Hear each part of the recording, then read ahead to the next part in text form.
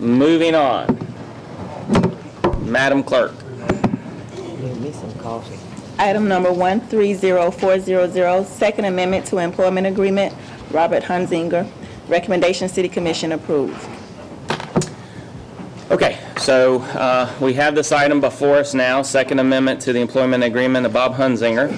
And I'm going to recognize the city attorney who wanted to bring us up to date on some developments. Madam Attorney. Mayor and Commissioners, after your meeting on Monday, October 7th, can you all hear? Yeah, it's on. After your meeting on Monday, October 7th, regarding the GREC right of first offer, Commissioner Wells began asking our office for certain documents that I didn't have knowledge of and we didn't have, but over the past week, we've been working with our outside counsel, ORIC, and within our office to gather certain documents that Commissioner Wells requested and to analyze those and to discuss those documents with the parties that are involved. And we're still working on that and still analyzing the information. The information that we've discovered so far, we've discussed it extensively with Commissioner Wells, and he's indicated that that information is weighing heavily on his mind, and I've come to understand why that is. And so, as you all know, I did try to reach out with all of you, to speak with all of you this morning to talk about it. And my concern, and the reason I share this now, is because I think that you all should have the benefit of the information that Commissioner Wells has, and it can weigh in your decision-making as you see fit. I'm not recommending any particular course of action. I simply want you to have the information. So I'm just going to summarize. What we found is that in late 2010, American Renewables reached out, contacted GRU, specifically Ed Reagan, Bob Hunzinger, and John Stanton, regarding whether, at that time, the EPA was requiring a certain emission system to be installed.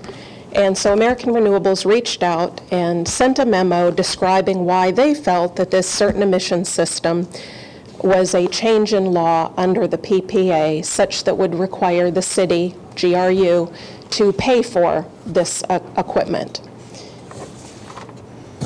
And under the PPA, if it is found that there is a change in law, it says that the prices under the PPA shall be equitably adjusted upward or downward accordingly.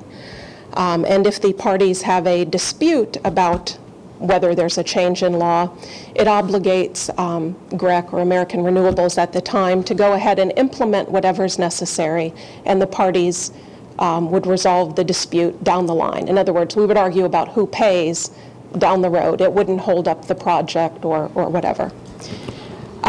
So based on the emails and in talking to the parties involved, it appeared at that time that Ed Reagan believed that there may be a change in law.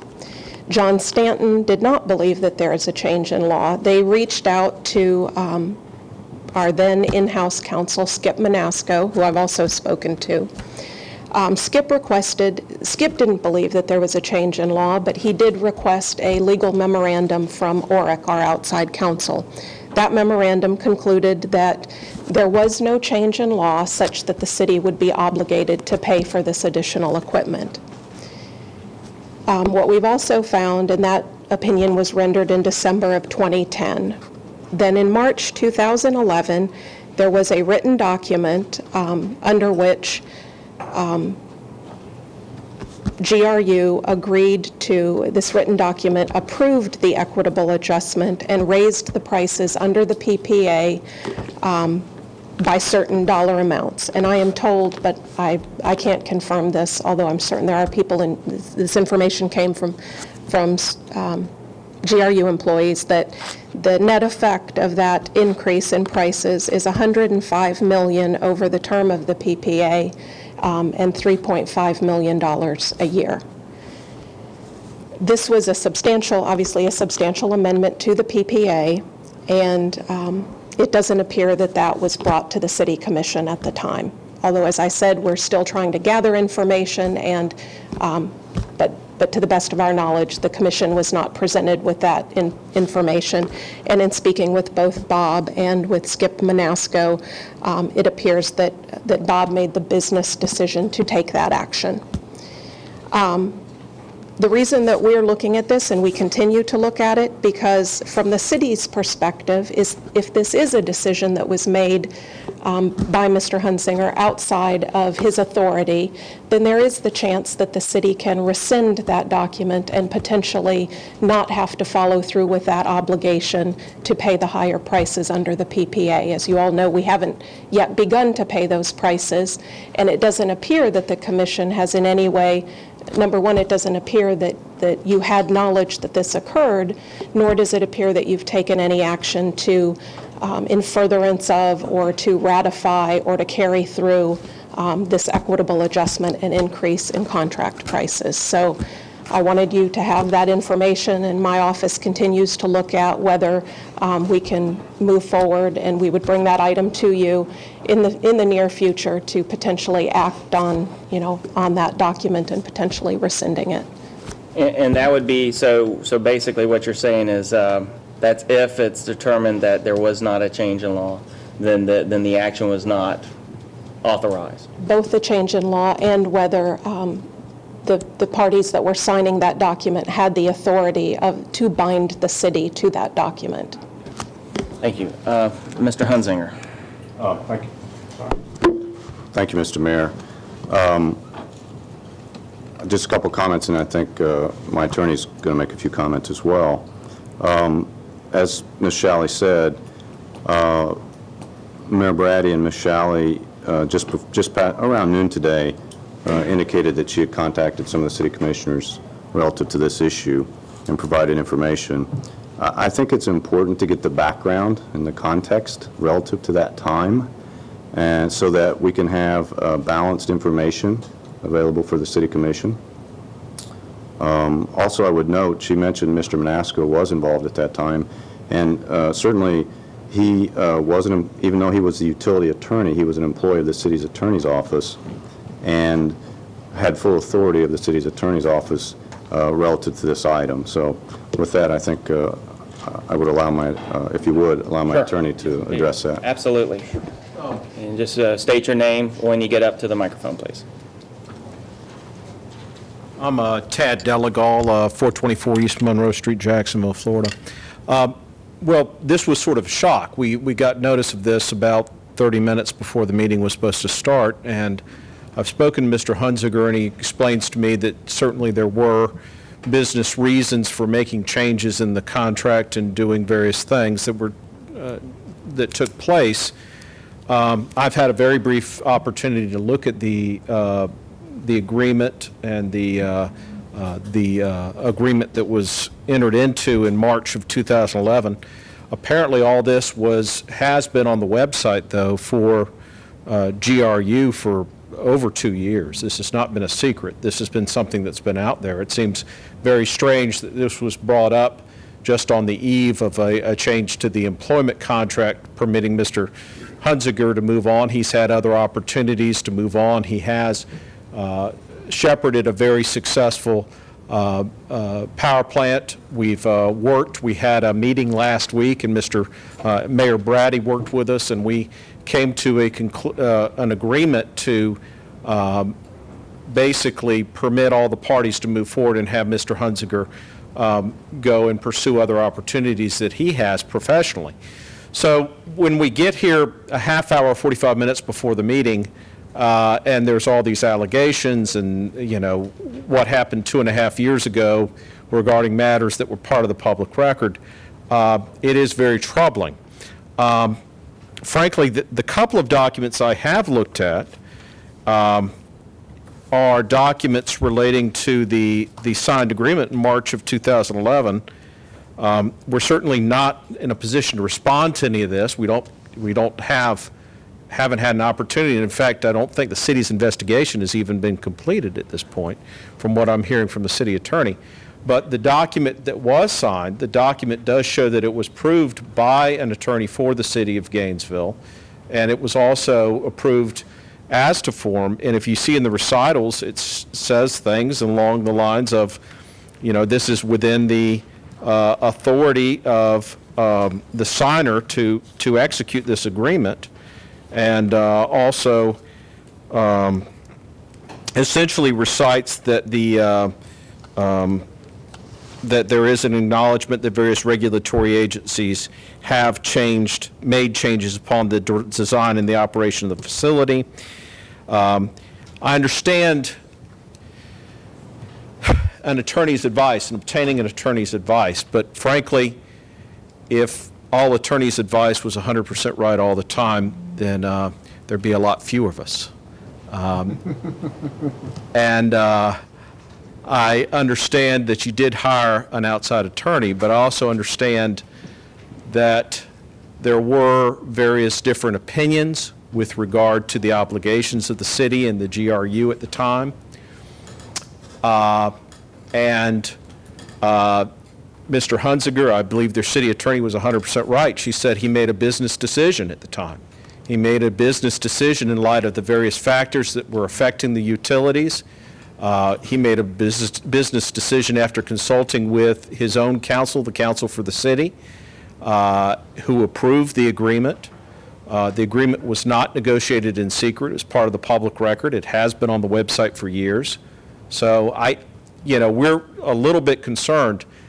But getting back to the issue at hand, I'm not sure why this other issue was brought up necessarily. The issue at hand simply says, we're going to modify the agreement so that Mr. Hunzinger can resign if everybody agrees to go ahead and do that and maintain the benefits that were already in his contract. This is not adding to the benefits, and in fact, in some ways, it actually reduces the amount of severance benefits from 26 weeks to 20 weeks. There are some other changes, but it does permit him to move on and the city to move on, and it does provide that he would be entitled to those severance benefits if he resigns, rather than the current form of the contract, which says he's only entitled to those benefits if he's terminated without cause.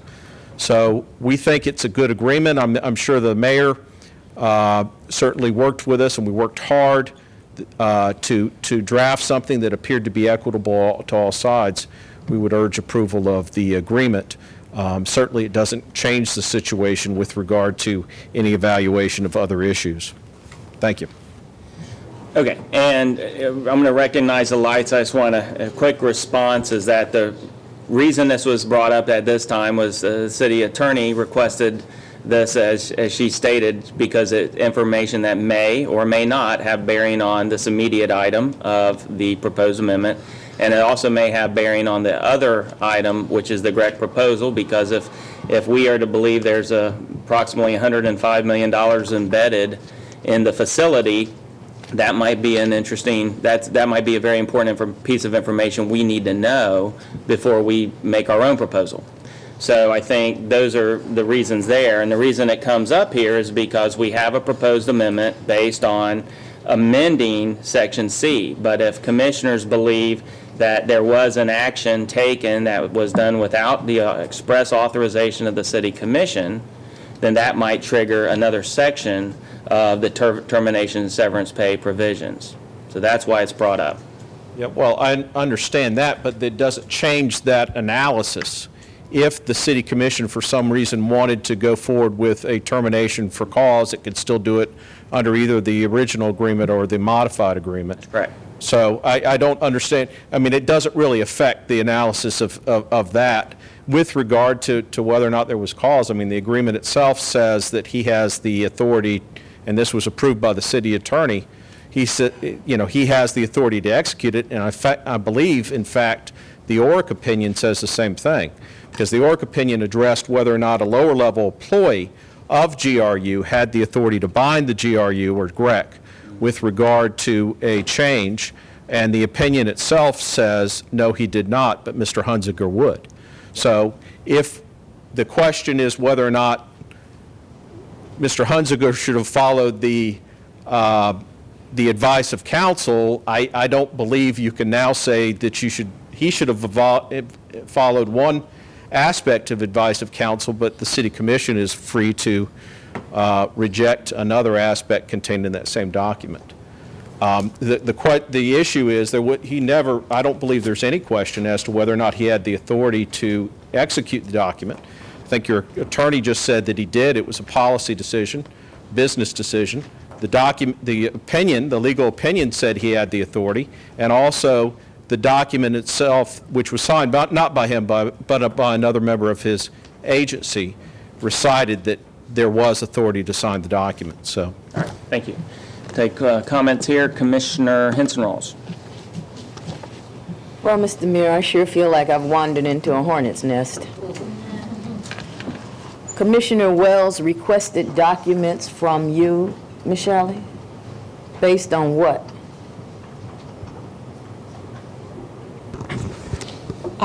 I don't know, Commissioner Henson-Rawls. Commissioner Wells asked for a memorandum from ORIC on a particular subject. It was actually the pipeline to Alachua, to which ORIC responded that they had not written a memo on that, but they had written a memo on the change of law provisions. And so that's how this all began. The change of law provisions had some relationship to the pipeline? Well, as it turned out, the two-page document, the document that was ultimately signed at Mr. Hunzinger's direction, the document called the Equitable Adjustment, it turns out that dealt with two matters. One was the equitable adjustment for this emissions equipment, and it also obligated the city to pay for the extension of the reclaimed water line to the city of Alachua. It's just that ORIC did not write an opinion, or was not asked to write an opinion on that second matter. So the pipeline was $105 million. Where is this $105 million coming from? No, the $105 million is for the emissions equipment. And so it got added to the PPA in some way? Yes, the contract prices under the PPA were adjusted upward, were amended to increase to cover the cost of the emissions equipment. Mr. Mayor, could I add a clarifying statement there? Commissioner Henson-Rawls has the floor. Is that okay with you, Commissioner? Okay. Is that all right? Clarifying statement? Sure. Ms. Shalley mentioned a number, and that was a gross number over the 30 years.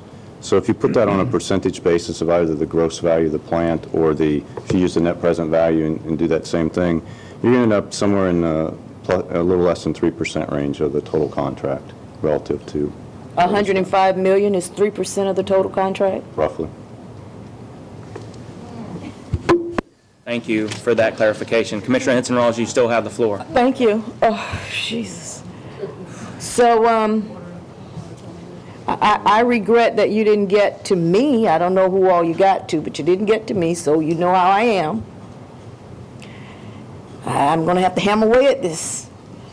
So you said we might have a right to rescind this amount and have it removed from the contract? What we're looking at as the city's legal team is whether if a document is signed by an employee of the city who doesn't have the authority to bind the city, that's an ultra vires act that we can claim we don't need to honor that obligation because it was never appropriately authorized. We're still investigating that and whether we would have good claims to make those arguments. So that's something that we will bring back to you when we've completed our, our investigation into this. And we're talking about $100 million, not one, $105 million. Okay, so I'm going to ask another question since I have the floor. Mr. Mayor, did you initiate this agreement with the general manager? The proposed amendment? Yes. Yes, I did. You did initiate it. Now, and then, so you felt you had the authority also to do that? No. I felt I had the authority as an elected official. Very clearly up front, as stated Mr. Hunzinger, as well as his attorney, I was in no way acting on behalf of the city commission, but only in my individual capacity. Okay, so I want to ask you, in my individual capacity, do I have the authority to go to any staff member and ask and initiate such an agreement? I would ask the city attorney to provide that legal advice. Yes. But I think the short answer is only charter officers. Madam Attorney, I'm saying charter officer. or you said any employee. I meant You said- any, Yeah. any charter officer.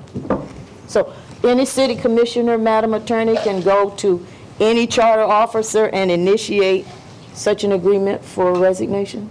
Well, I think the issue is each of you individually are 1/7 of the boss of each of the charter officers. So to the extent that you all want to have discussions with any of us about our employment performance, how you think our performance is going, whether you think we should remain or be terminated or whatever the employment discussion is, you can have those discussions. You simply, as I think the mayor appropriately summarized, you don't have the authority to make that decision on your own. Exactly.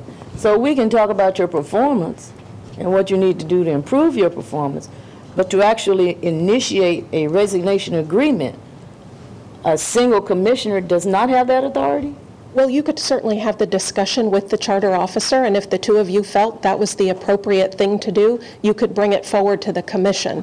But the point is, the commission as a whole does not have to agree with that discussion, doesn't have to agree with the amendment.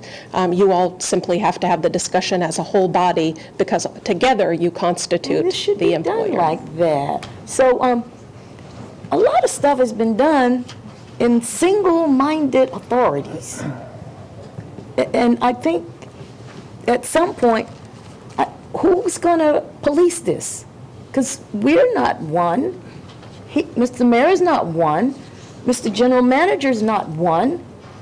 How does this get enforced? Who decides that one person can obligate the city to $105 million, or one person can initiate a termination agreement, or anything else of that weight? I would separate those two issues because they're completely, they're different in the sense that, as I said, you all are each, the charter officers report directly to you. So let's take this instant example. The mayor could have approached Mr. Hunzinger and said, whatever he said, I don't know what he said. Mr. Hunzinger could have said, I disagree with you. If you think it's time for me to go, you need to come talk to the entire commission. Exactly. Don't talk to me anymore. So it could have happened that way. It doesn't appear that it did not happen that way in this case. They spoke and they agreed on an approach to come forward to the commission with. So that's what you have before you. You all don't have to agree with that. You all could have you could have 6 different ideas on how the matter ought to be handled, and that's what you're here to talk about today. The other issue of whether an employee has the obligation to, because again, no one's bound the city yet. That's why you all are here today discussing what you think should be done with the employment agreement, and maybe it's nothing. The other issue deals with whether an employee in the capacity, in the scope of their duties, has the authority to bind the city. So in either case, here the mayor does not have the authority to bind the city, only the 7 of you voting on this matter. And the general manager didn't have the authority to bind the city to $105 million. That's what we're still looking at. It does not appear so. Oh, you're still investigating that. Hey, I liken all this stuff to the equivalent of a government shutdown. Are you I mean- concluded, or you still have, I'm sure that offended you, I'm sorry. doesn't offend me at all. Okay, so I'm not, Offended a bit. if I could have had this private discussion with Ms. Shelley, I wouldn't be having it up here. I'm sorry. That's fine. Okay. And I would just, as clarification for Madam Attorney, before I recognize other lights, is the action I took based on what you know, approaching a charter officer about their continuation of employment, is that approach in any way abnormal or a deviation or any way some type of unethical violation of my duties as an elected official? Not that I'm aware of. Thank you. But you'll check into that also? No.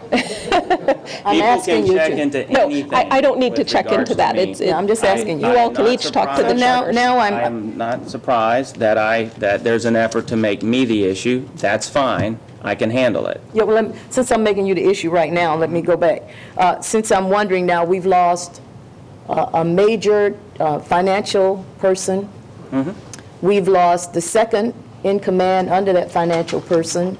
we're about to lose the general manager, I guess at your request.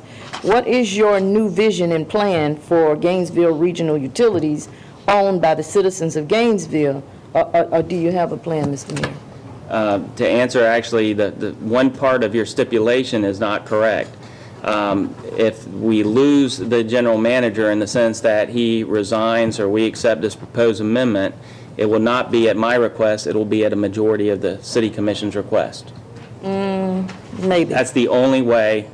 In lieu of in the absence of a resignation, which is Section 4A of his contract, which we can pass out for you to look at, the only other way is through a majority vote of the city commission. Not any one individual can do that. But any one individual can always initiate any conversation with any charter officer about the terms of their contract. Okay, so before I lose the floor, should this item be continued until this investigation is completed so that we have fully vetted information about this $105 million commitment? Ms. Attorney? Again, our looking into this matter is for the sole purpose of determining whether the city, moving forward, can rescind or not follow through with that contractual obligation. We're not looking into this in any way as regards Mr. Hunzinger's employment. You all are, the 7 of you are his employer, and you all can make that decision under his contract. But you wanted to bring it up before we had the discussion, so in some ways it's linked.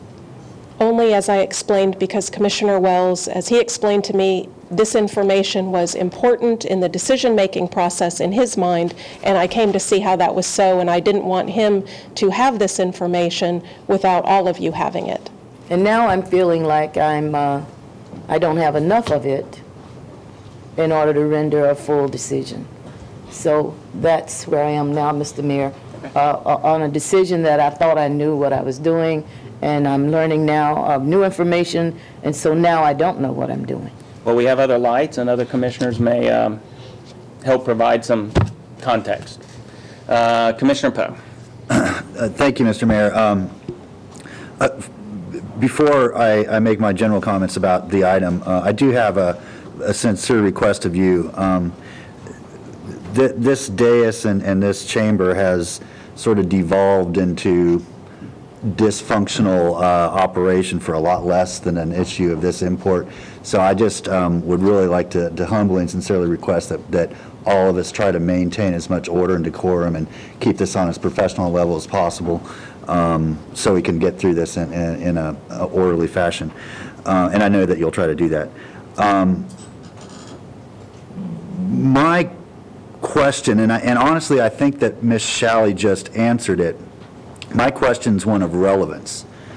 And Ms. Shalley, correct me if I'm wrong, but I believe the statement you just made is that the two issues, the amendment to the employment contract, is completely separate from determining whether or not the city has recourse in the claim about the adjustment to the PPA. Am I correct in that, in what I heard from you? The two are not relevant to one another? I think that's a decision. I mean, it's information that you all should have that you can determine whether it's relevant to either to one of the decisions or both of the decisions. The part that I'm focused on as the city attorney is the second part, which is the city legally obligated to carry through with this? But you all may, the information may be relevant to you for other reasons. Okay, and you will continue to investigate that regardless of what happens with the employment contract? That's correct. Okay. So,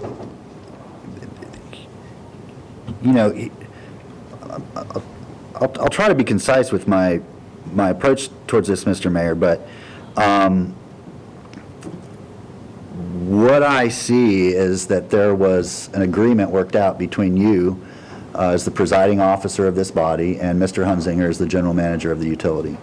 I have no idea what was said in those meetings, but I have to understand that there was probably a lot of back and forth.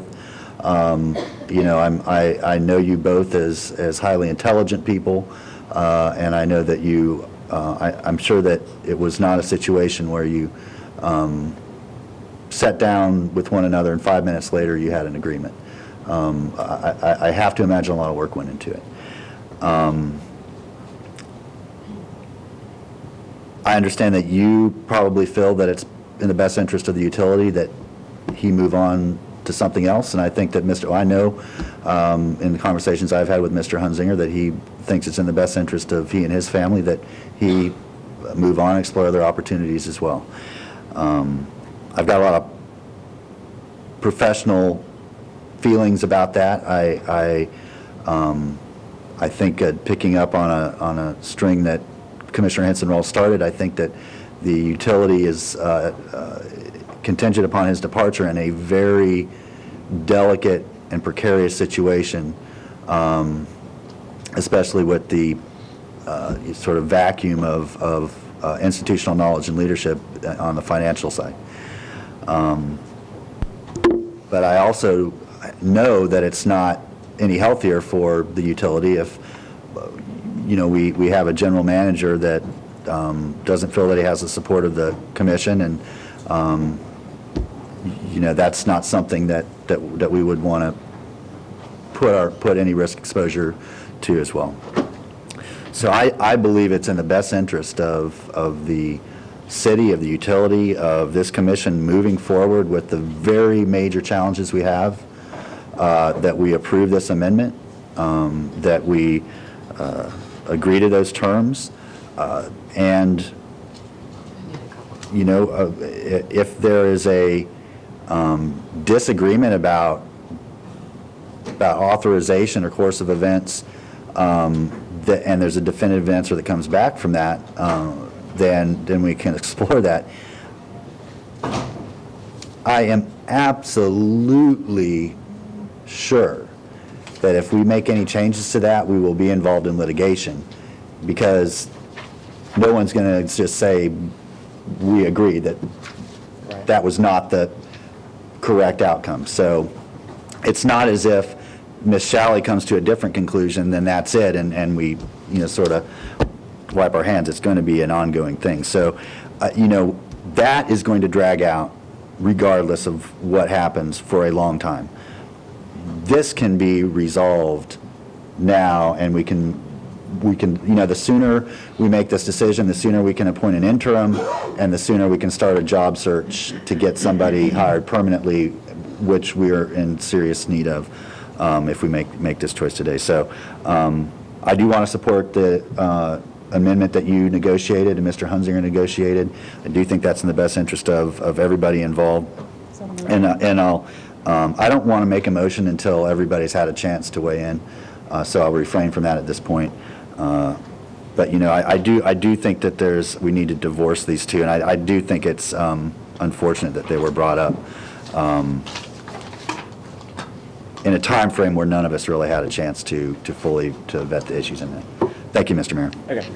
And I want to thank you for your first comments, and I want to remind both members of the audience as well as commissioners that in our rules it says every member desiring, well, it talks about basically how we all should be confined to the question under debate and avoid all personalities and indecorous language.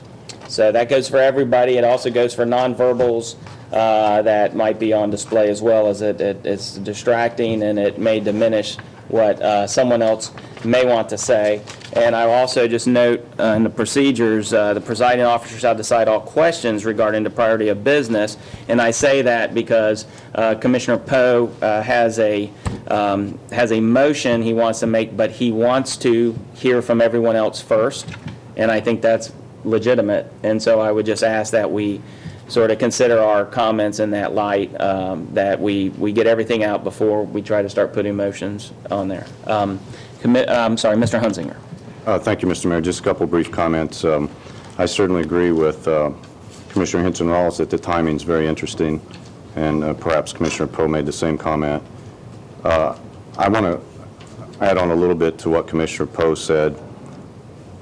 I put a lot of thought into this decision after being approached by you, Mr. Mayor, and I think we had good discussions.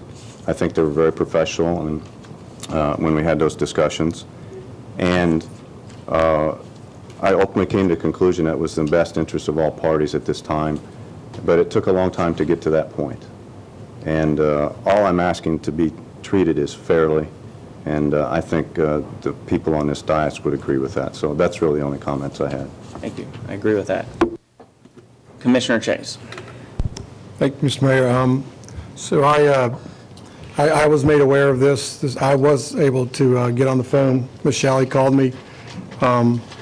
It was, and I'm mainly talking for the time being about the ORC memo and this decision. And I assume, and I don't know, but Commissioner Wells found out about this and has been grappling in his head with things that I can only begin to imagine what they might be, because I've only had 4 hours to grapple with it myself. So if this were sometime in the past and this thing came up, it probably would be a different discussion and direction. But I can say from my experience, it is certainly a pattern. But the important thing is, to me, is what does this mean? And so Commissioner Poe asked the question that I would think I was trying to ask, and I'm trying to understand that if the city of Gainesville decides to make a case for this clause, this, I forget the term you used, but just basically, and to be clear, and I think Mr. Stanton's in the room, and he has been seemingly the spokesman for GRU in terms of numbers, but my understanding is that, because we've all been talking about NPVs, we all seen these things, so this issue is somewhere around a $60 million NPV. Is that reasonable number? Okay, so it's a big issue. It's 3.5 times 30. It's a big number, and so the question I have as it relates to Mr. Hunzinger is just how would fighting this or pursuing this be affected by the manner in which the employment is ended? I mean, if it's a resignation, I'm just trying to think in my mind from my own personal experience, but I mean, is there an obligation that Mr. Hunzinger would be involved in some kind of action that we take, and how would that work, and those kind of things? Is there? And I know this is hard because we're all just learning it, but as best you know, because and I would also ask you to clarify something. And again, we're not here to conduct a trial, and we're not a jury, but when attorneys get going, like you said, there'd be less of you. And so you made some comments that I think are your opinion, not facts. I don't read the memo as saying that he had the authority. I did not hear the city attorney say she agreed he had the authority. She said that he said it was a business decision. I didn't hear her say, he said it was a business decision, and I agree that he had the authority to make that business decision. And again, the reason that's important to me is that others have said it. There's just a lot we got to soak up some information here and get some answers. So, I mean, I don't think you were rendering an opinion, A, on the authority question, and then B, I mean, is there anything we should consider in terms of how we would move forward to pursue this $105 million with the departure of the general manager? Madam Attorney? To answer your several questions, at this... Microphone on? No, it's on. Maybe I can rearrange it so you can hear better. At this point, it doesn't, to our office, appear that Mr. Hunzinger had the authority to bind the city. But as we said, we're looking into all of the other factual pieces of information that would go into that decision, that future decision of whether you all want to carry through that obligation or potentially not, and then the litigation that would ensue. Certainly, the statements of if we were to get involved in litigation, parties, including Mr. Hunzinger, may be requested to be deposed or to provide information on that, and I think a court would be able to compel him or anyone else who was involved in the matter to do that. And the facts are important, but is the documentary record in terms of, putting together our case of whether there was authority and who did the authority rest with and all of that. So I don't know that your decision today should be, on the employment, should be influenced unduly by a concern for that future litigation, if indeed we were to go that route. Okay, well, that's all I needed. I don't really need to hear an opinion on whether you think he had I authority. just would want to point to the portion of the memo. If you look at page 6, and this is the ORIC opinion letter, it says, GREC LLC was aware, based on experience with negotiating the PPA, that Hunzinger alone had the power to bind GRU with respect to the PPA.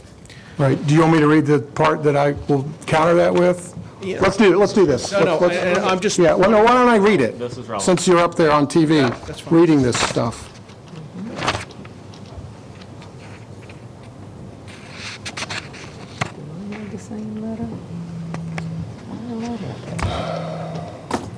And, Mr. Commissioner, I just was given Let this me stuff a add- half hour ago. I'm understand. I'm breezing through it. I'm trying to pick up Commissioner things. Chase finds his place. I'd like to make a clarification with the city attorney, because I think what's at issue here got it. is if there was not a change in law, then there's no option for the general manager or any other person to simply offer to pick up the check for Greg. There has to be a finding of a change in law. Is that reasonably, am I in the ballpark there? Yes, there would have to be a change in law in order for anyone to make an equitable adjustment under the contract. And then the further issue is who should have made that equitable adjustment, the city commission or the general manager? Which therefore gets to the point that then if such a commitment is made, it comes only after a different motion is approved by the city commission that says, yes, because this is different than the PPA, therefore it's authorized, and that hasn't There's going to happened. be a lot of questions on all these things. And frankly, this is a very complex issue. Understood. We were provided this, I mean, literally, I'm driving from Jacksonville, I'm listening to this on the phone and pick this, so we don't know all the issues on this. All we're asking is for the amendment to the contract that we negotiated, which does not materially change the position of the parties. I don't think it does, except it allows Mr. Hunzinger to resign based on, and to move forward based on the negotiations with the mayor. Commissioner Chase, you still have the floor. Sure, so on page 3 of this thing, it says, although day-to-day contacts between GRU and GREC are generally between Reagan and members of the GREC team, you explained that it should have been obvious to GREC and its CEO, Jim Gordon, that Hunzinger's approval is required for all substantive terms, and that Hunzinger is required to submit all such terms to the city commission for approval. So again, I wouldn't have said that if you, and I just wanted to get the opinion of whether we have any concerns over conditions of employment or former employment in order to be a part of this. And in regards to this, this thing being on the memo, on the website for 2 years, what an interesting world we would live in if every ORIC memo had been on the website for the last 2.5 years. So this is the first time I've ever seen this memo, sir, and it predated my time on the commission. So, was to say the ORIC memo, I think. You need to step to the microphone. I understand. I think we all understand. So I think this is a significant issue that gives me certainly concern, because I think that there's been a case made by some commissioners about the condition of utility, and I tell you what, I'm not sure we know how bad it might be, and that concerns me greatly. In regards to the agreement, I certainly woke up this morning wanting to support this. I feel like I need to hear from all the commissioners, and I will tell you, for the time being, the thing that gives me the greatest concern on the agreement, which again, I believe needs to be important, that to me, when I read it, we can all have our assumptions, but this agreement was presented to and signed by 2 individuals that certainly have the right to take the steps forward. So I think that the questions should not all rely on the individual elected official, And Mr. Hunzinger just told us that he felt it was in the best interest of all parties. And so, you know, that's what I've heard. My biggest concern at this point is the November 15th date. And so I would ask, hear from other commissioners and see what happens before we move forward. Okay, thank you, Commissioner Chase. Commissioner Hawkins. Thank you, Mr. Mayor. I had three things I wanted to talk about. One, you know, I think that this question as to whether the price amendment is binding is very relevant to the conversation we're going to have next, and it adds, it really, it broadens that the width of the curve that Mr. Painter showed us on price uncertainty, and potentially adds value to our purchase of the plant. The way it changes it is if the price were to be amended at this point because of invalidation of the agreement, the PPA would be worth more to us and would be worth less to a potential buyer of the plant bound by the PPA. So that's a big deal, and we need to follow that thread. I think connecting this two-year-old document and decision to the proposed contract amendment from Mr. Hunzinger, it doesn't make a lot of sense. The only idea that I can connect it to that makes sense, and that I don't agree with this idea, I don't like this idea, I'm bothered by this idea, but the only one that makes sense is if it's a further attempt to make Mr. Hunzinger a straw man for some people's concerns about biomass as a fuel choice. And we've heard a lot of that. To that point, what I specifically heard Ms. Shalley say, and these are quotes, were still looking, still analyzing, not recommending any course of action, still trying to gather information. And we need to do all those things. We need to look, we need to analyze, we need to gather information, because it is relevant to the question of value. And I don't know how we build that uncertainty into the offer we're going to consider as the next agenda item, but we need to. But if we're going to make a decision today on changing contract terms, we can't base that decision on something that hasn't been fully looked at, hasn't been fully analyzed, we haven't gathered all the information. To that point of the contract, I very begrudgingly took the phone call from Mr. Hunzinger late last week, where he told me that at his request, that he was going to request that we accept the contract amendment that included a date by which he would resign. I have reservations as to whether that's in the best interest of the community. I have the reservations about whether that's in the best interest of the ratepayers. I have reservations as to whether that's in the best interest of the city as an organization. But I'm not going to put those on the table because Mr. Hunzinger, frankly, didn't ask my opinion. He told me what course of action he wanted to take, which was resignation. And going back to the idea of him being a straw man for some people's opposition to this commission's decisions, the way a lot of our decision-making process has been working lately, I can't blame him, and I can't blame a lot of people for lack of comfort with being involved in this process. I think the way that a lot of our political dialogue has been discussed and our legislative dialogue has occurred and our community dialogue has occurred is not in the best interest of employee morale, whether we're talking about Mr. Hunzinger or somebody all the way down through the organization. And I hope that changes. The third thing that I want to talk about is, should we accept the contract amendment? I think we need to look very quickly at filling the general manager position on an interim basis. We're obviously not ready to make that decision today. But I think that if we wait until our next regularly scheduled meeting, which is November 7th, we will have waited too long. There's a couple of reasons why. One is that would only give a week before Mr. Hunzinger's departure, before an interim general manager would have a contract negotiated and signed with the commission. I think that we can and should move more proactively to send a positive signal to employees that they'll have strong leadership. I think we should move more quickly to send a positive signal to our creditors and rating agencies that we're going to have strong leadership. And so either as part of the motion to amend the contract or as a subsequent motion taken immediately after, I would like us to start the process of looking for the interim general manager. And I think there's really two components to that. One is to make sure the clerk can schedule us a special meeting between now and November 7th. So because we've got all these Thursdays in October, we've got 3 weeks between now and then. So I'd like us to get a special meeting in about a week to a week and a half from now.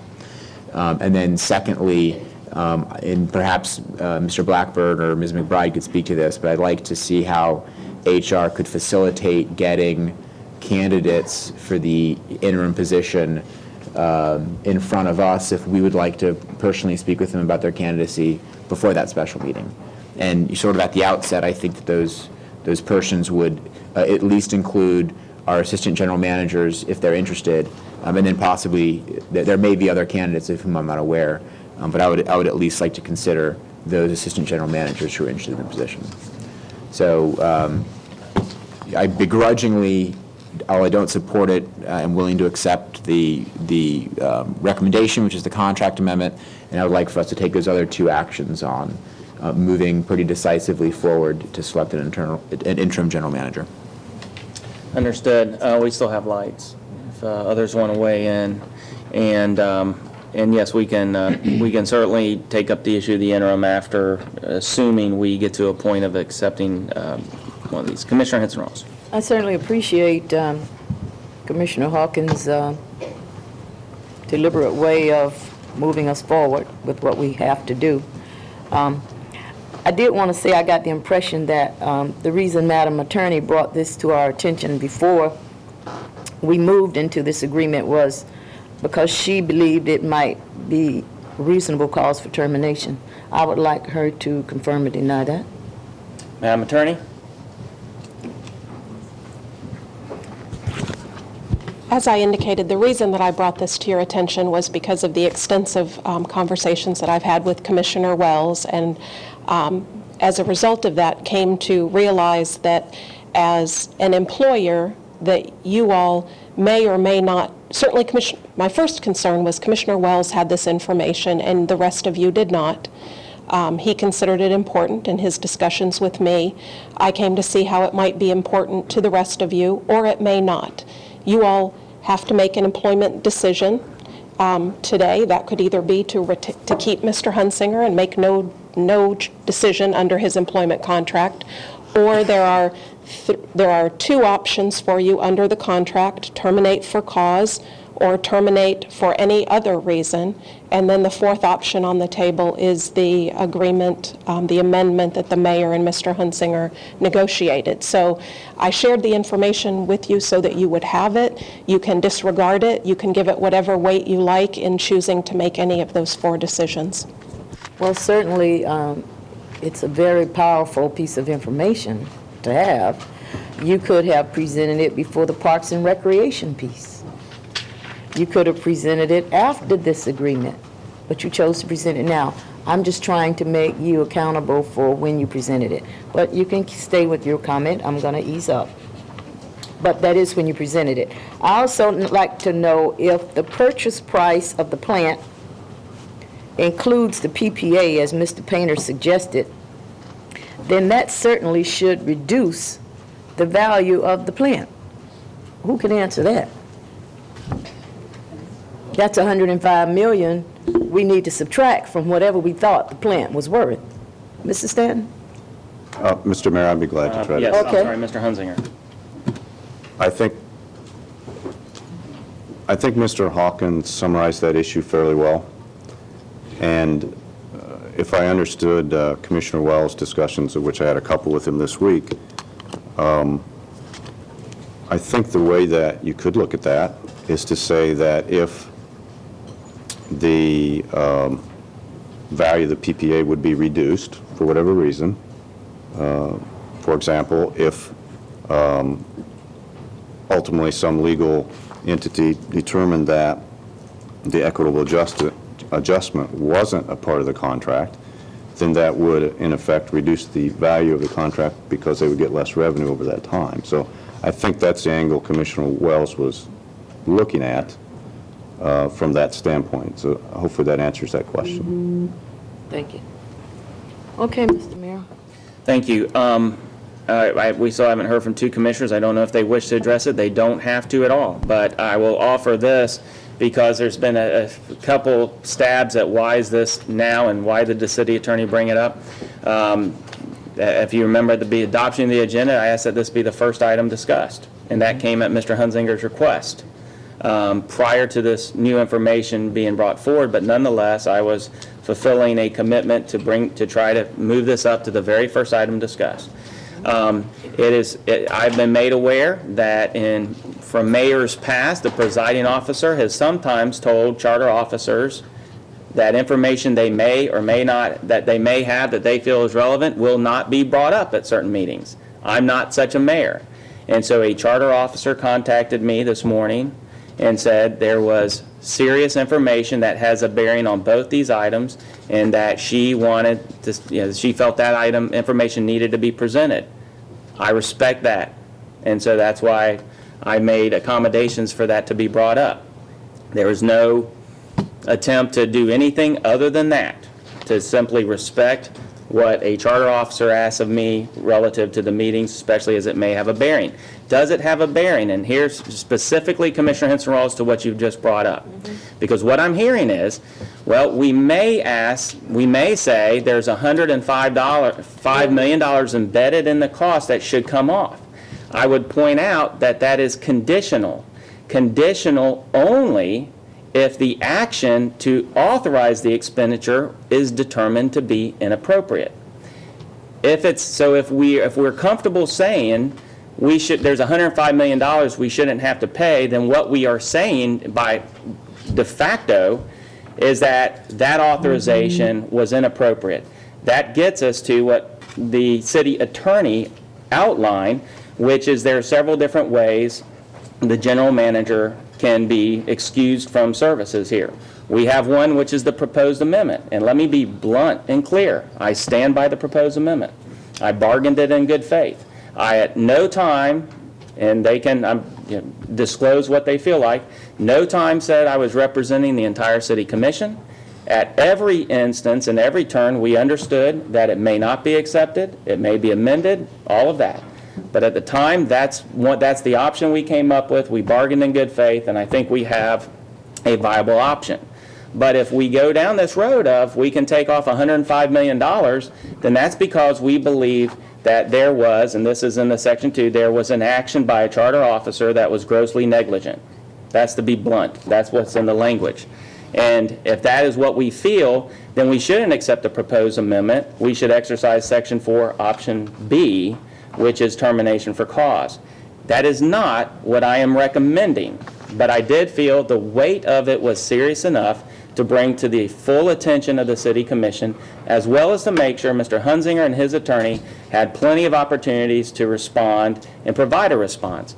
At this point, I'll listen. We have another light hit, and we'll listen to it, but that's the point I wanted to make. This was done in good faith. This was new information brought forward by another charter officer. I do believe it's relevant. I don't necessarily believe it has to sway anyone's decision one way or the other, but I do believe it was relevant. Commissioner Bottcher. Thank you, Mr. Mayor, and I'm going to be very, very brief with my comments. I also support the proposed amendment, and yes, the information that we got late today is important, gravely important, but I see it less important to the proposed amendment that is the item that we're actually discussing, less so to that, and much more so to the conversation we're going to be having later about, the decision of whether or not to buy the plant, and if so, for how much. And because the details of this new revelation are going to take a while for us to wrap our heads around, I'd really rather not spend a whole lot more time right now talking about it based on what we're being asked to do, and that's whether or not we're going to accept Mr. Hunzinger and your, what you've worked out. When I had my conversation with the general manager about this, a lot of mixed emotions, but at the end of the conversation, that wasn't me. At the end of the conversation, I have to agree with him that it is in the best interest of all parties involved. And I think the sooner we accept that and dispense with it, then we can move on, because we, quite frankly, have bigger fish to fry, quite honestly. So that I can. Thank you, Commissioner Bottcher. Commissioner Wells. Thank you, Mr. Mayor. I arrived at this meeting fully prepared in principle to hearing the negotiated agreement and each of your views, which I respect enormously, and to hear that with an open mind. I would remind everyone to keep in mind that this agreement was not available to any of us other than the mayor and Mr. Hunzinger, as far as I'm aware, and perhaps Ms. Shalley, until yesterday. I have only heard Ms. Shalley's ultimate view on how this relates to this item, as you all have heard them. It's true I've had many lengthy discussions with her about this in the last few days. And it's also true I've had many lengthy discussions with every manner of individual, including Mr. Hunzinger, as recently as yesterday on this item. At the end of each of those discussions, citizens, staff, everybody but commissioners, I've left those meetings on good terms, with the premise being that we have a common purpose that everybody in this room shares, to protect our ratepayers, to do what's right, to achieve the noble principles and purposes that we undertook when Mr. Hunzinger arrived, and in all the years that he's served us, which were before I became your commissioner, or one of your commissioners.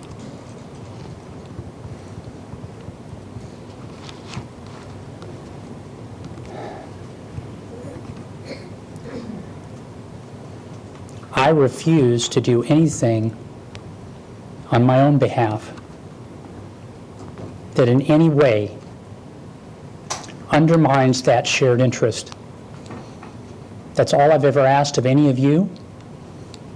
And I believe it's in the heart of what each of you have done as my colleagues, and I believe those citizens who have spoken in pro and con to everything we've done for the last 3.5 years. That's hard to imagine, I know, because we are convinced that we are at loggerheads. I believe at this moment, more strongly than I've ever felt in the 3.5 years I've been on the commission, that there is no clearer moment that we are in the same boat with common purpose and cause. It does not mean we do not have disagreement, very strong disagreement on important things. Sustainability, CO2, biomass, PPA, Mr. Hunzinger, Mr. Wells, you name it. That is not what we're here to do today on this item, nor on the other two items that, for me, are intimately related to what we're here to do today. They have nothing to do about litigating or arguing over whether or not what we got here was a good reason, or we shouldn't have, or should have, or whatever. They are about doing one thing only: protecting the interests of every citizen in this community. We can do that today by the action that we're about to take, or not, by the action that we take on the next item, and I think on another item, at least. Ms. Shalley, if I may ask, is there anything about this item that would allow a shade meeting as a labor matter, in your estimation, for at least us to be able to consider the factors that we are considering? Commissioner Wells, Ms. Stephanie Marchman, our labor and employment attorney, is here, and she can answer that question for you. Yes, Ms. Marshall. Mr. Mayor, Stephanie Marchman, City Attorney's Office. The only exception to the Sunshine Law and labor matters is with regard to collective bargaining agreements. This is not a collective bargaining matter. In addition, there's a shade meeting exception for current litigation, and we are not currently in litigation. Okay. Thank you. Commissioner Wells. Thank you, Mr. Mayor.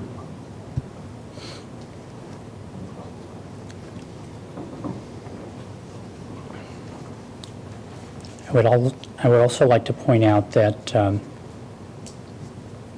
critical piece of information which I found as a result of asking about another item, as was described by Ms. Shalley. To my knowledge, the date on it is December 2010. I was on the commission at that time.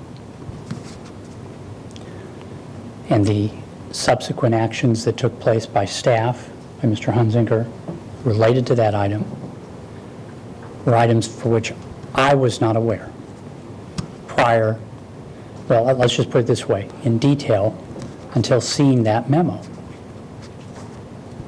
I couldn't in good conscience come into this meeting making important decisions with that, knowing that. Now, am I wrong? I'm certainly not going to tell you if I'm wrong. I don't know. I lost a lot of sleep last night thinking about this.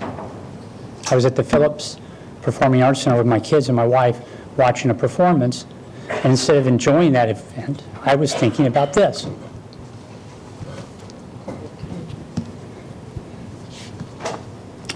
Mr. Hawkins, Commissioner Hawkins, and Commissioner, several of you, I'm not trying to name you guys out, have mentioned why this is critical, and this, Mr. Hunzinger is fully aware, is why I asked about this as recently as yesterday and days in the prior 2 or 3 days. This is about not failing to turn any stone, regardless of how it makes us feel, for the benefit of our community. Mr. Hunzinger has a huge amount of experience and knowledge that he has put to work on our behalf, whether or not you agree with how the outcome or the purpose. And I asked Mr. Hunzinger, whether you're here another day or 30 days or another 3 years, what could you give me in the next month that is every legal avenue to maximize the protections and benefits under the PPA, and by extension, completely relevant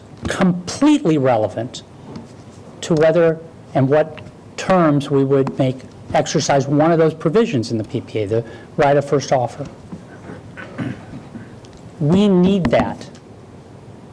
We need the professional and ethical judgment of Mr. Hunzinger in that, but we need the other 800 employees of GRU, I guess, but particularly those who have relevant information to that effect, without regard to how it makes us feel, only with regard to its potential value to this community. That's all that matters to me. And I think it's all that matters to all of my colleagues here.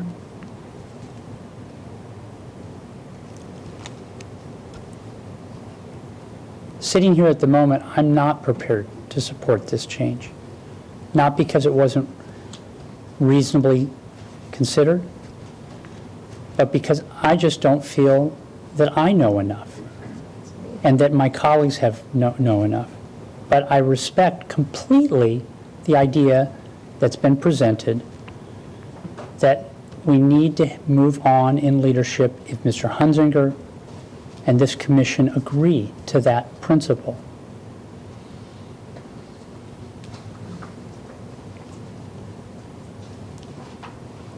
So if my colleagues choose to that, I will honor that decision and respect that decision. And I would only ask that Mr. Hunzinger and each of you consider that we need to maximize the consideration of every opportunity for this community, and that's so critical for the other item that's coming after this. Do nothing to prevent us from being, let's not be afraid of our own shadow, to advantage every advantage that this community can have. And I'll leave that as my comment. Thank you, Mr. Mayor. Thank you, Commissioner Wells. Commissioner Poe, you care to make the motion? I have no other lights. Sure, I'll move that we adopt the amendment to the employment contract as established by you and Mr. Hunzinger. Second. Okay, we have a motion and a second, and Commissioner Hawkins. Thank you, Mr. Mayor.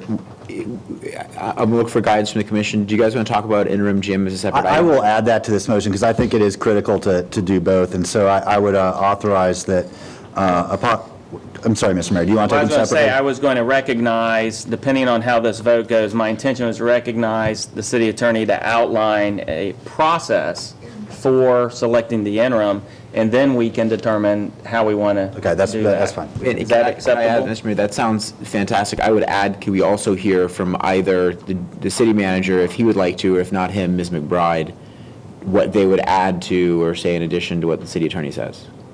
Oh, absolutely. I would think that HR would play a role in that. but it- Absolutely, and I think it'd also be appropriate to hear from Mr. Hunzinger, his thoughts on an interim as well. Fantastic. Okay. Now, a bunch of lights lit up at this, so I take it it's for discussion of the motion, so I'll go ahead and take those. Commissioner Henson-Rawls? As I said before, Mr. Mayor, I'm still torn. I think I need more information. I regret I did not get it. And what happens when I don't have enough information, I don't support an item. But now I feel if I don't support it, Mr. Hunzinger can't move on. And I don't like being caught here in this place where I am. I needed more information. Someone should have found time to talk to me. And this is where I get it. This is what I've gotten. And I'm not comfortable making this decision today, and I'm not supporting it. Thank you, Commissioner Henson-Rawls. Commissioner Chase? Mr. Mayor, so I appreciate Commissioner Wells. And can I just be clear, we're just going to make the motion on the amendment to the agreement, we're going to handle the interim after? After. Okay. So I appreciate Commissioner Wells' concern and discussions and, again, processing what I'm trying to process. I thought long and hard about this whole situation and how it would affect the utility, and listening to each of 6 other people talking about it in their own thoughts.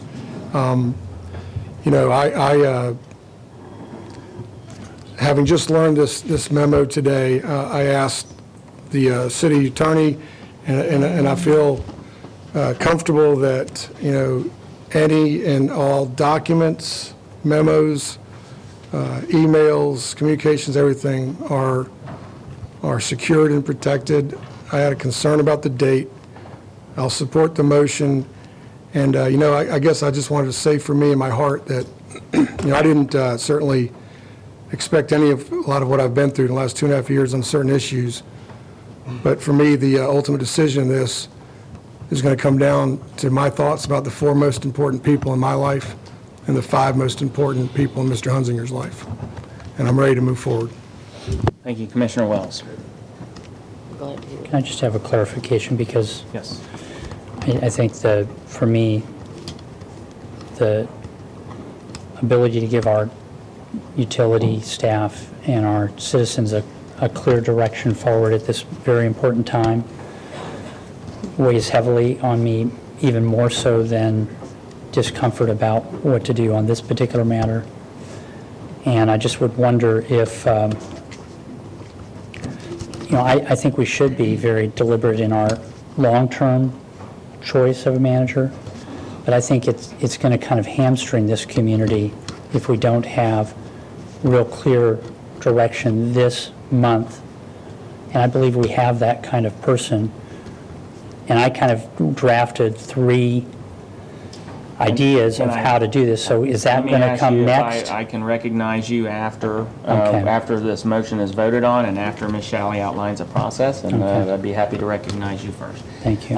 We have a motion on the floor. If you want to speak to the item, please step forward, give us your name, and I will caution everyone about both the language used and that it must be only to the motion and avoid personalities and anything that could be construed as an ad hominem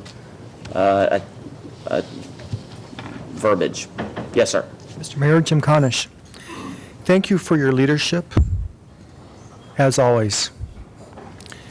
Thank you for Ms. Shalley, who has for months stood up for the citizens, stood up for the city of Gainesville, sticking her neck way, way, way out there.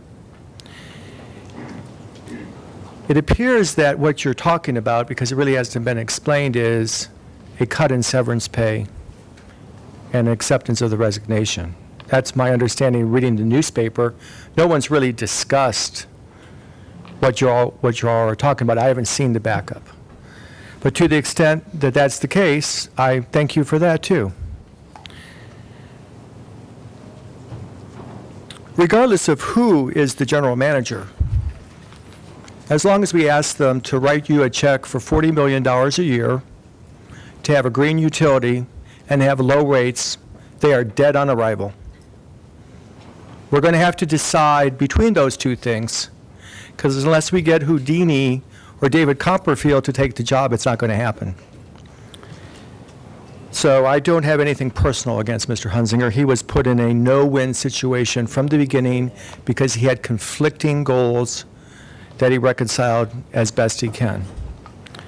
So I would also say this, that Mr. Hunzinger, in a pattern, has gotten the city into all kinds of really bad deals which may or may not be within the scope of his authority. And I would love to see any termination include his pledge to cooperate fully with the city commission to unravel whatever needs to be unraveled in the many years into the future that will be in litigation. And keep in mind that this GREC contract doesn't go to court. It goes to a mediator or an arbitrator, and they don't have discovery powers. And I like to know just exactly what's going to happen when he cleans out his desks or he starts deleting stuff off his computer.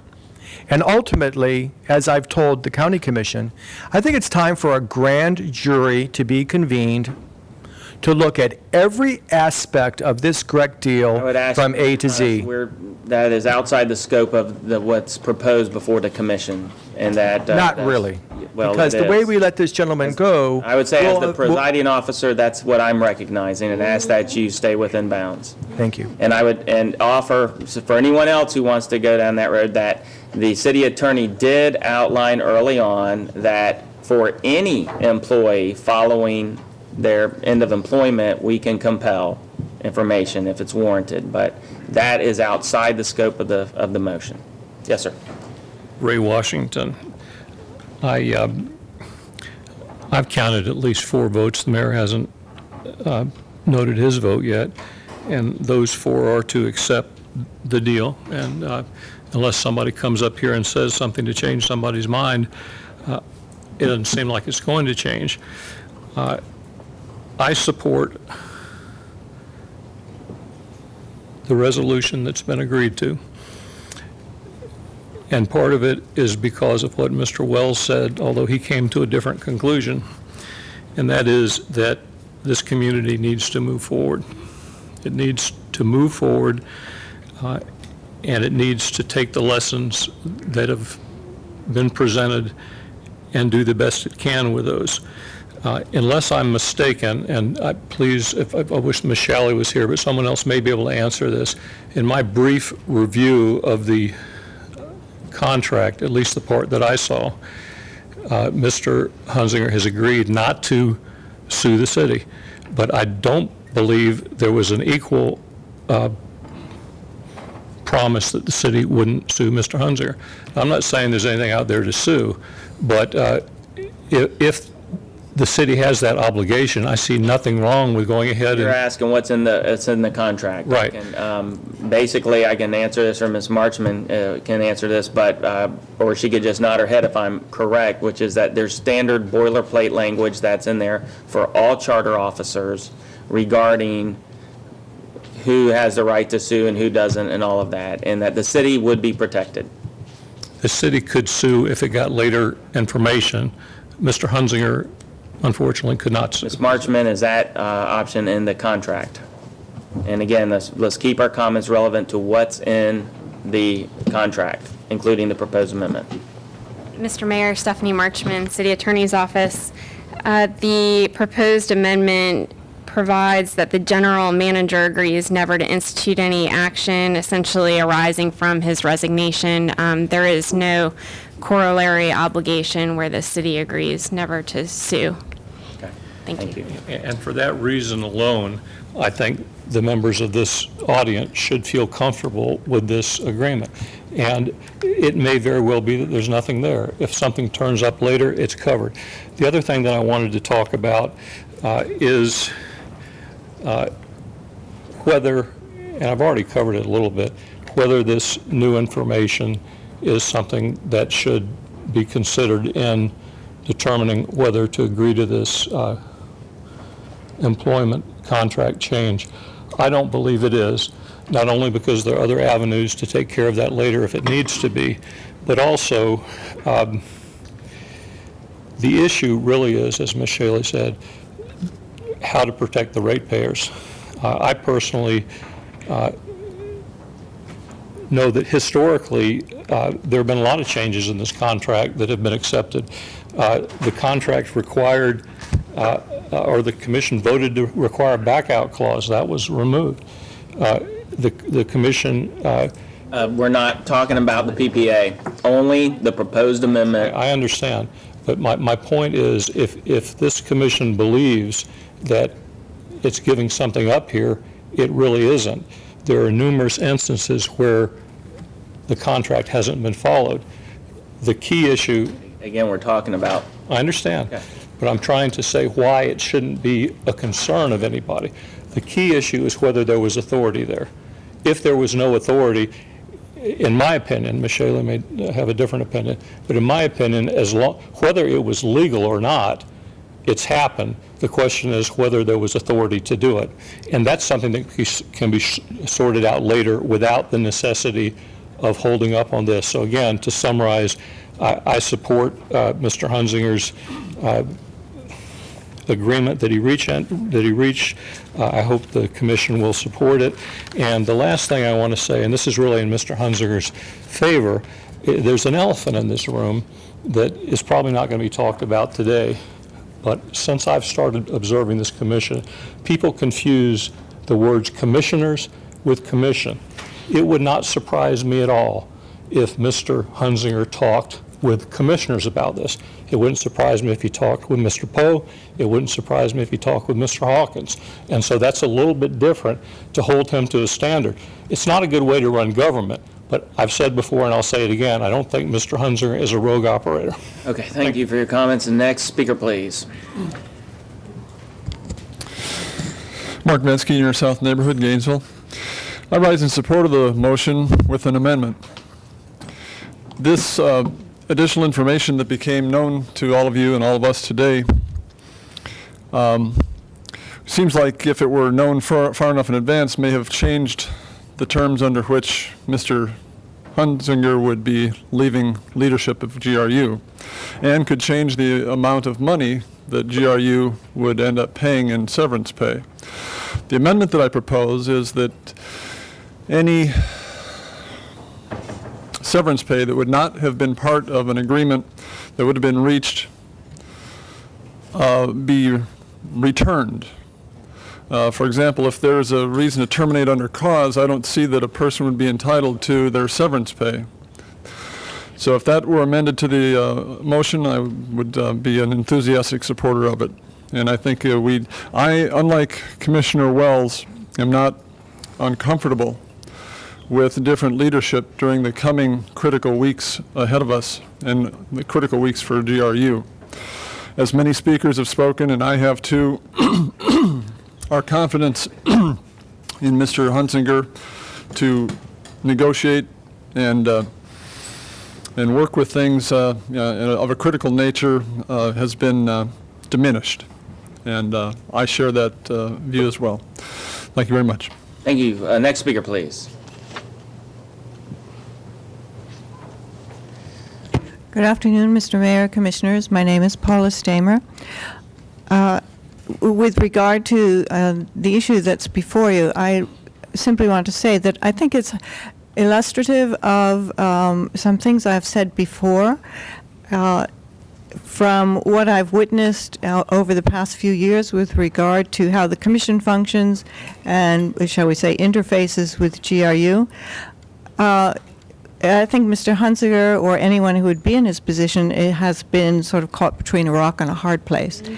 The Commission has been kind of loose in its oversight and the way it exercises any oversight on GRU or takes responsibility for the fact that it is ultimately the ones who are responsible for the management of GRU.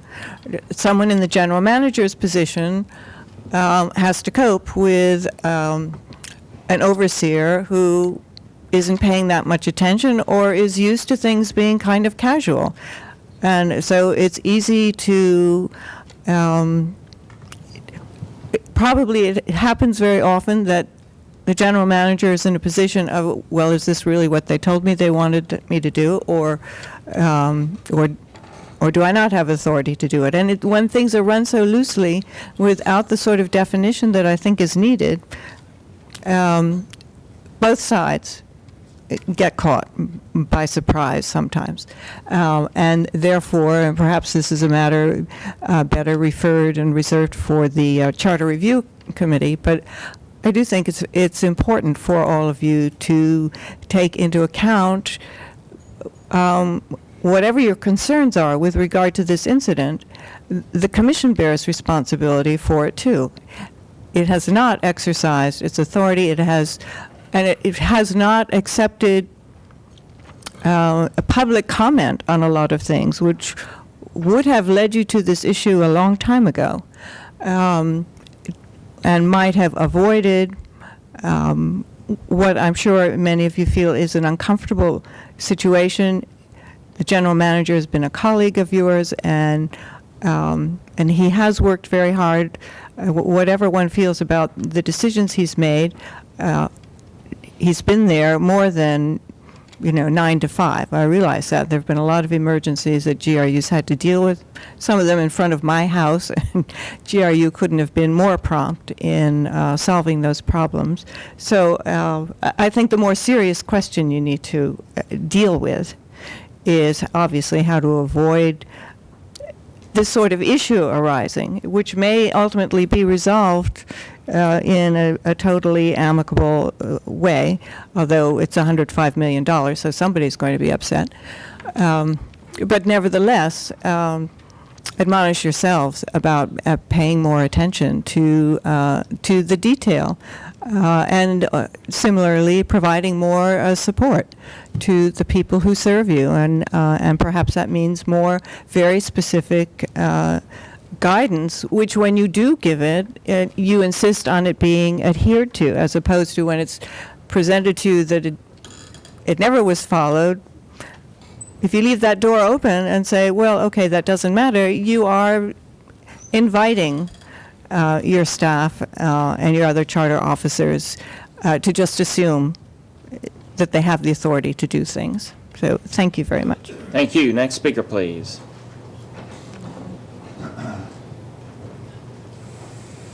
Good evening, good afternoon, Mario Perez. Okay. Can you hear me okay? Yes, sir. Mario Perez. Okay, thank you. I sort of disagree. I think we were going to talk about the resolution to be accepted or not accepted that we're going to vote on. Yeah, the motion is to accept the proposed amendment to the contract, to the employment contract. Well, to me, it's like we are reliving what happened with the whole biomass issue again, what I'm talking about now. But we're not. No, definitely not. A wood burning facility. The attorney lady just went ahead and brought up a good point about something that have not been discussed. Everybody here agrees that it has value to go ahead and continue her investigation. All of a sudden, except for Ms. Rawls, everybody says, let's go ahead and let him go. It's like things happen that affect this community, and Mr. Wells said that he was thinking about the benefit of the community, the citizens of this community, and somebody screws up or make a mistake, and we just go ahead and going to say, okay, we got a contract and here, we'll let you go because you need to go ahead and move on. I don't agree with the moving on part. I think that we should allow the lawyer lady to go ahead and continue her investigation, and so you all can make a decision based on something factual. It's now like taking the easy way out, which is what happened with the wood burning facility. I didn't use the word. Before, if people just want to go ahead and say, well, it's a done deal, let's go ahead and move on. And this is what we're here now. And this is going to become a done deal, even though we have information, you all have information, then there is something else going on. And what I'm saying is, if she had the courage to go ahead and speak the way she did, the lawyer lady, and Ms. Rowe had the courage to say, this is not right, I don't know, I don't have enough information, I'm going to go withhold my votes. Why are the other ones not doing the same thing? Why do we have to just go ahead and say, let him go and get him out of the way? If nothing else, do what Mark said, which is review the proposal and don't pay the man for what he did. Thank you so much. You have a great day. Next speaker, please.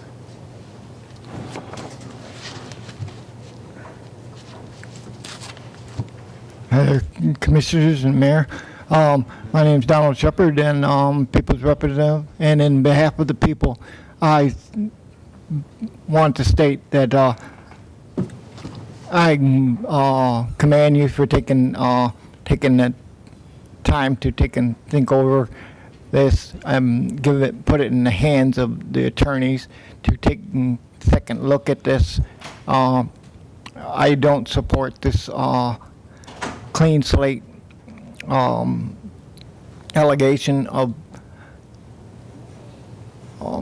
him being able to leave clean-handed or have certain things audited in his behalf or edited in his behalf. If they're fault, then so well be it, and make those faults payable back to the people. And where I'm going with that is our fire assessment, our money that we've had lost through our customer bills and stuff that the customers never got back. Mr. Shepard, all of that is off topic. We're talking about the proposed amendment to his employment contract, not any other thing. Okay. Whether or not you support it or not. Okay, and the ending of that, I do not support that in behalf of the people. Okay. Thank you. Thank you very much. Next speaker. I support a motion to drop program. Do we have one? Yes or no? Walter Wood, Game Pioneer Develop ICE. Do we have a drop program at the county? We're not talking about the drop program. If you want to come back during citizen comment at 6 o'clock, you're welcome to ask about the drop program. I'll come back during citizen comment if I'm still here. We lost 2 general managers in 5 years. We haven't lost 1 city commissioner. You already indicted yourself. And if this is the same attorney that Mr. Kurtz had, is it? Is that a fact? No, it's not. Peggy Eno gave Mr. Kurtz 1 day to clean out his office. We're making progress. I just want to say, how long you been mayor, Mr. Mayor? It's May of 2013. How many months is that? How many months was it? You're asking me to do math up here? Now, you got a transportation development committee dealing with Tyndale associates just last month there. Except this $136,000 from the federal government. Or $12,039 in full faith and credit. I support everything except how about returning his severance pay. Did Mr. Chris return his? Actually, he was given a full year of severance. No. That's 75%. That was 75% of it, wasn't it? That was the 75% inside, wasn't it? That's what Mr. Huntsman's going to get too. So bear that in mind. With all you come up with, Mr. Thomas stood up and told you during these 8 bonds of maturity, there wasn't going to be no positive arbitration.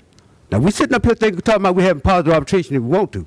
We're not talking about arbitration, we're only talking about the proposed amendment to the No, contract. we're not talking about it now, but we're going to be talking about it. Yes, sir.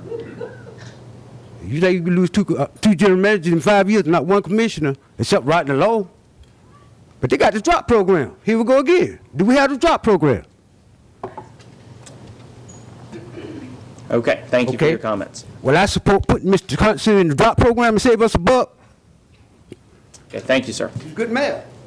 All right, next speaker, please. Joe Beatty, I'm not speaking to this motion. I would just like, Mr. Mayor, for you to ask the commissioners who talk to each other during comments to let us know what they're talking about, please. I think that is... It was me, can I tell him? If you can address, yeah, sure. Mr. Mayor, I was commenting to Commissioner Hawkins from an article that Chris Curry just put in the newspaper about what we're discussing right now. Thank you. And I would say I'm not going to ask commissioners, I don't like being put in that position. I think all elected officials are obligated to exercise appropriate decorum, and it's up to the audience to determine if we are or not. Okay. I would only bring to the commission, the mayors and the commission's attention that we do have sunshine law. And as I read the sunshine law, though not an attorney, that everything that happens in these meetings is supposed to be audible. This was, and I would just hope you would heighten your awareness, and I would hope that would stop. Thank you. Next speaker, please. Any other members of the public wish to speak to this item? Okay, see. Yes, sir. My name is Larry Nogle. I'm from a community just north of here, Turkey Creek, part of the city of Alachua. Yes, sir. And I think y'all need to take Mr. Wells serious. He did not sleep well last night. I have not slept well in 8 weeks. We are speaking Thank only you. to the... Okay, thank you. It is to the motion. I want you to take serious his consideration. Understood. Thank you, sir. Any other members of the public wish to speak to this item? Seeing none, turning back to the commission, Commissioner Chase. Thank you, Mr. Mayor. I just wanted to say that I appreciated Commissioner Henson-Rawls' concerns and the information. And yes, I thought about this, and also as I thought about potentially a interim GM, it seemed to me it would be important, if possible, to have a unanimous vote. But what I wanted to just say that was, I'm not sure what more information, but on the memo and these kind of related items, that for me personally, at this point, there can be no finding if it finds that there wasn't authority or anything. I'm not interested in pursuing in the future a path that would lead to a different circumstance around termination that might be more protracted and much more hostile and everything else. And so that's why I'm supporting this, certainly. And I'm not sure if that's the information, but no matter what information I get, I would not want to go down anything other than this, the current thing. And so I just was offering that thought to Commissioner Henson-Rawls if she was thinking about trying to do a termination for cause later. Thank you. Okay, thank you. And seeing no other lights, the motion on the floor is to accept or to adopt the proposed amendment to the employment contract of Bob Hunzinger. All in favor signify by saying aye. Aye. Opposed? Aye. Motion carries 5-2. Commissioners Wells, Commissioner Henson Rawls in dissent. And Madam Attorney, please outline briefly for us how we could proceed on establishing an interim. Yes, Mayor, I believe that question is best answered by Ms. McBride. Okay, Ms. McBride. Good afternoon, Mr. Mayor and Commissioners. I would recommend that you consider just 3 simple steps. One, first, identify the candidates that you wish to consider. You can do that either by having my office solicit interest from those who would be appropriate for the position, or you could nominate names to me. The next step I would recommend is that you enter in individual discussions with those, so there's mutual discussion between you as the commissioners and the candidates who might be interested in this opportunity, and then schedule a special meeting to select the interim GM and authorize the mayor or an individual to enter into negotiations with the selected individual. We could probably do this as quickly as a week, assuming everyone is available, your schedules are available, and you can meet with those individuals and then get a special meeting scheduled right away. That would probably be as quickly as we could do it if we went that direction. Would also be interested whether Mr. Hunzinger might have input as to recommendations about candidates, if that's something you wish to hear. Yes, and again, this is one process that's outlined. There's nothing to prohibit the city commission, if we were to be comfortable with anyone now being appointed interim, we could do that. I would ask Mr. Hunzinger if he has people in mind, people he's perhaps talked to who've expressed an interest or who've suggested a willingness to serve. I think that would help our deliberations up here. Mr. Hunzinger? Thank you, Mr. Mayor, and thank you, Commission, for the supporting the amendment. I have talked with senior staff, certainly going back some time, but especially most recently. There are 3 individuals interested. All of these individuals have long-term history with the utility in various capacities. I believe that any of those 3 would do an excellent job, and I would be glad to work with any of those 3.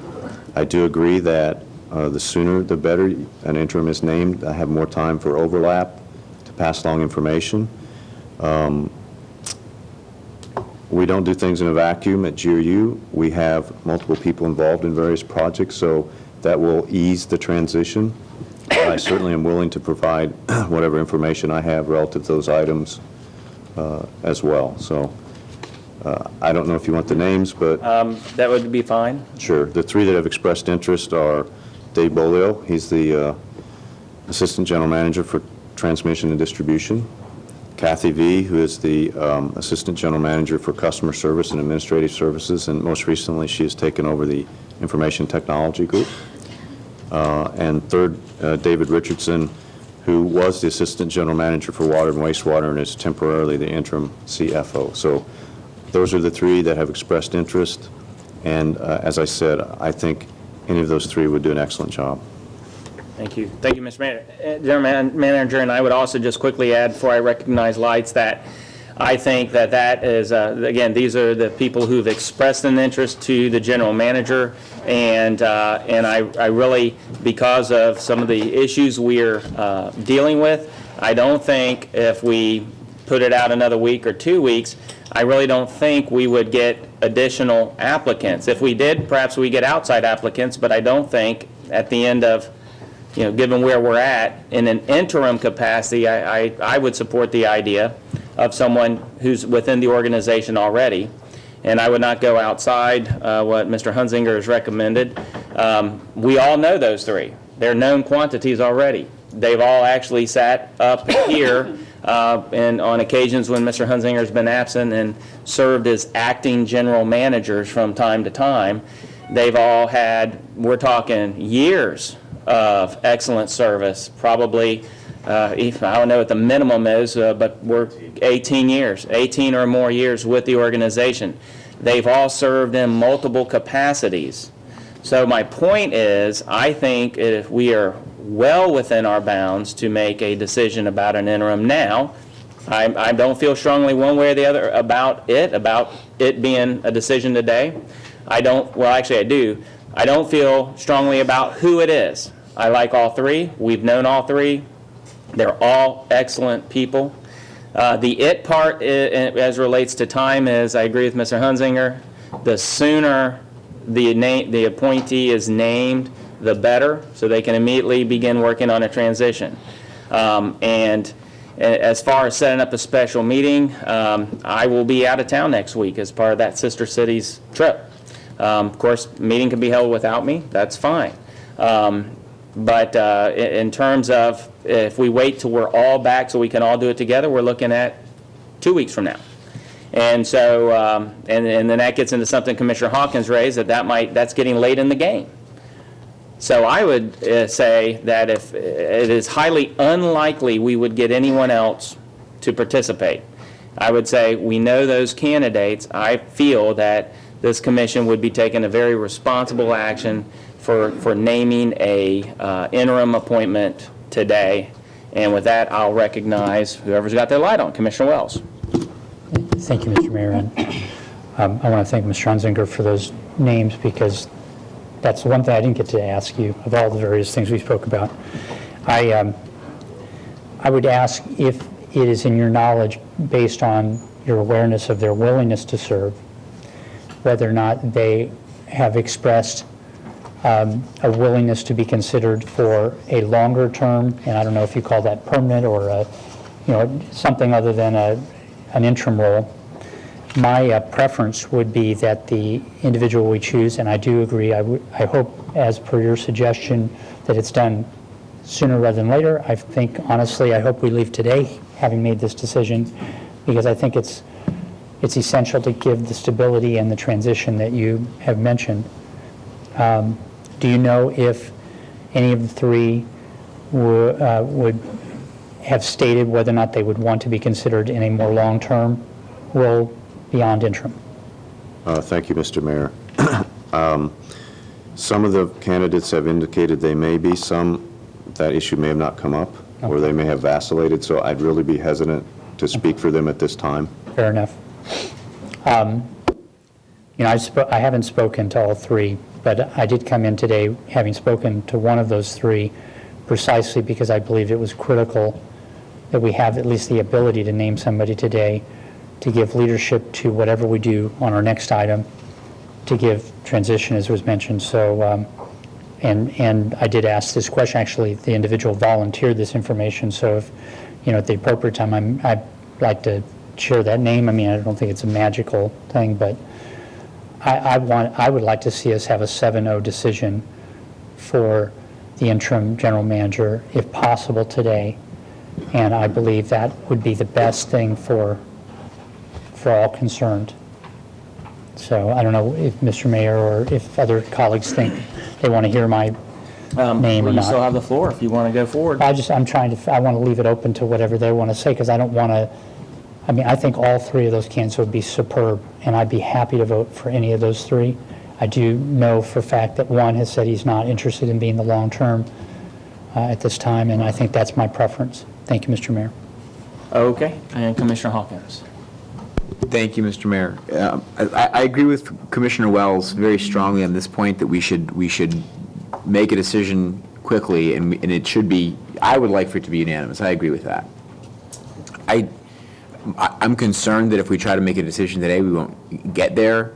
I've spoken about serving as interim general manager with two of the individuals that Mr. Hunzinger mentioned, not with a third. I would like at least the opportunity for all 7 of us to have telephone and or face-to-face meetings with those individuals before making a decision. I think that's the best way to get to a unanimous decision. And I don't think there's been enough time. So I'm prepared to make a motion that's in 3 parts, and it's essentially the 3 steps that Ms. McBride noted. That creates the disadvantage. Mr. Mayor, do you mind giving us a little more detail on your travel schedule? Will you be back before the end of October? Yes. Okay, well then. We could do the second Second Thursday from now. Yeah. And that to me, I don't know, is that the 30th or the 31st? The 31st? Halloween, that would be auspicious, wouldn't it? Could I? Okay. So Question to him. I'll go ahead and put that on the floor, and it'd be subject to amendment if anybody wants to add to it. But I'd make a motion in 3 parts. Part 1 is that we have Human Resources prepare a list of candidates for our consideration that would include the 3 assistant general managers who have expressed interest in the position. And I would add to that, I agree with the mayor that those are the candidates, but I wouldn't want to preclude us from suggesting someone else. Part 2 would be that we have HR facilitate meetings between those candidates and members of the commission. And then 3, we schedule a special meeting for the last week in October to select an interim general manager, and that we have HR prepare backup that includes a balloting of the city commissioners on our preference to serve in that role, which should help us reach a decision quickly. That was a motion and a second from Commissioner Wells. Are you concluded, Commissioner? I am. Okay, Commissioner Bottcher. Thank you. Yeah, and I'm interested in moving this quickly as well. I was wondering if it might be helpful to add to the motion to also set the wheels in motion for HR to prepare for the search for a permanent replacement. Or should that be something completely separate? Say yes. What we're talking about is finding an interim as quickly as possible, and I don't think anybody disagrees with that, so I support the motion. I'm just wondering if in your motion, we should also include direction for HR to begin the process of a search for a permanent replacement. I think we should have more discussion on how we want that process to Okay. occur and the timeline in which we want the process to occur. Okay, all right. Okay, and Commissioner Poe. Thank you, Mr. Mayor. I actually was prepared to move forward, but I respect the will of the commission, and I don't really have a strong opinion about the process that's been laid out. I mean, I think it's good, and it'll result in a good interim. I would like, just, if there's no opposition, would like to suggest one additional name for our HR folks to consider, simply because she's done this exact job before. That's Karen Johnson. I have no idea whether she is willing to do it or not. She's been retired for several years now, and she might be enjoying herself quite a bit. But she has served in that role of interim, and that's a unique position, and she's highly qualified, highly intelligent, understands the utility inside and out, and knows a lot of the folks she'd be working with. And it might be an interesting option, just simply because we are thin at GRU. Our senior water person isn't in that position. He's a CFO. If he gets the job, then we don't have a CFO. I mean, it would be nice if we were able to keep those folks in place potentially and get a different interim in there. So if there's no objection to that, just reaching out to Ms. Johnson and seeing if she's interested, and if so, we could have a discussion with her. I object, I'm only one guy. I wouldn't be interested. Okay. I'm only one guy. Okay, we have, If Ms. Hawkins would add that. let me, please, if I may, Commissioner Hawkins did say we would consider others, and he didn't say whether they're in current employment or not, whether they work for the utility or work for Ironwood, for all we know. So it could be, so certainly that person could be. Okay, so that in mind, Commissioner Chase. Thank you. So so if anybody can come, I guess at some point, talk to us, or if there's a process with HR, I guess curiosity gets the cat sometimes. It sounds like each of us kind of has a name, but. No one wants to name it. Yeah, I mean, so there's, anyway, so I'm just trying to figure out what does 2 weeks buy us, if it buys us, so a couple of comments, though. I am not looking this in any way, shape, or form as a long-term hire. If whoever the person is, and it's a current AGM, wants to, and we have a process, I agree with Commissioner Hawkins that I think that's something that's important to talk about. I think that there's another piece to this that I would like to offer at least just my opinion on, and that is, I I would say where we are today, right now, it would make sense to me that we allow the next permanent general manager of utility to pick a CFO. I've talked to Mr. Blackburn over the last couple weeks in general about Mr. Benton, and it just in the sense that he's been kind of helping, and all I said was, I said that, if we have city staff that can jump in and help in this area, and you need to hire some other people temporarily or something, that's certainly something I would support and hope and have GRU, pay for it somehow. So we've got good people, but obviously we've got, they have limited resources. But I just think that looking at this situation, we need an interim. I think that we need then a plan and a long-term new permanent general manager that would be able to, be part of picking the CFO. My understanding is that at least one or two of the AGMs is in drop. I know one of the AGMs is on a contract, so there's going to be over time, some kind of evolution of succession planning. So I'm open to wait. I'm not sure. You said it's Halloween. We're going to do this. Again, I keep putting trips off. So depending on what happens in the next 8 hours, then I may or may not be there. But quite frankly, if it was the three people that I've heard, I would support either. And with that, I assume that Mr. Hunzinger already pretty much de facto runs a cabinet, and to some degree, so the three of them are involved and daily, and if they're not in any way, and he feels they should be in certain things, just keep them all informed, and that would be fine. So that's it. Okay. And again, nothing prevents a meeting being called in my absence. I have talked to the three people that Mr. Hunzinger suggested, and again, I think we would be well served in the interim capacity by all three of them. And I agree with your comment, Commissioner Chase. I don't know what 2 weeks buys us. Obviously, the commissioners want a chance to speak face to face. I come back though that we all know those three pretty well, and we know that in this capacity, I just think great experience. I think we will be well served, and I would hope we could. I wish we could come to a decision tonight, but I think Commissioner Hawkins' motion is made with the best of intentions to give us time to work this through. Mr. Manager, your light is on. Yes, sir. This is related to the permanent filling of the position on a long-term basis.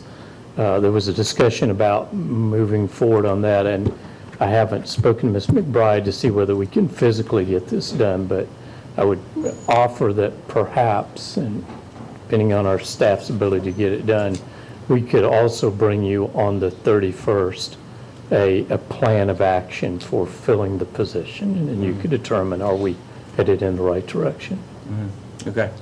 And then the first regular meeting is the 7th of November, I believe. And so discussion of a permanent, if not done on the 31st, could certainly be done on the 7th as well. So Commissioner Chase. I don't know if this is what Commissioner Hawkins meant, but I would rather direct staff as to our desires of a plan, so as to not influence us in any way by your plan. If that makes sense. I mean, Meaning we have the discussion and well, I think we have say, to have a here's what discussion we're over looking the, for. what kind of candidate, who are we looking for, when are we looking for them, all these things. So if you bring a plan, what I know how human nature is, if you bring a plan, we're going to start kind of using that as the template and then flex from there. And I would rather we provide you the template and you flex to us. That's how I feel. I feel actually pretty strongly about that. Okay, well, that's not part of the motion to have any piece of this discussion at the next meeting, simply to discuss the interim. I would recommend we vote on the motion, and then we can take that second piece up as needed. Okay, Commissioner Poe. Thanks. It's just really more of a clerical question, Mr. Mayor. You didn't make that a time-specific item, Commissioner, in your motion, but for those of us with little kids, Yeah, I would much time, prefer to have it in the afternoon so we could do our, I mean, that's petty, I know, but it's important. That's reasonable. I'd be willing to amend the motion. To do a 1 o'clock meeting. Ask the clerk to look for it after, and I know we mentioned the 31st, but the motion is the last week in October. Right. So I would be willing to amend it to be So an if it afternoon is on the meeting in the last 31st, weekend. early afternoon, or afternoon would be better. Other than that, I don't That'd be care. Yeah. Thank you, Mr. Okay. Mayor. I'm sure staff would appreciate it too. And Commissioner Wells. Only if you bring candy the next meeting. For what it's worth, I'd like to suggest we start having GRU board meetings at 9 a.m. on the first Thursday and do it once a month, get it done with, unless you need a second meeting, and try to make it a little easier for us to not go way into the night like has been happening and operate a little bit more like I seem to see other organizations do. So I'd like to make that motion at some point. I don't think it's right now, but I know it makes it a little hard, 9 a.m. for some folks, but yeah. Well, that Yeah, was, we'll consider that separately, Yeah. if we could. All right, seeing no other lights, if you want to speak to the motion, now's the time. I would ask that, please, we need to adjourn at 5. Please be brief if you can, speaking only to the motion. I would like to see you,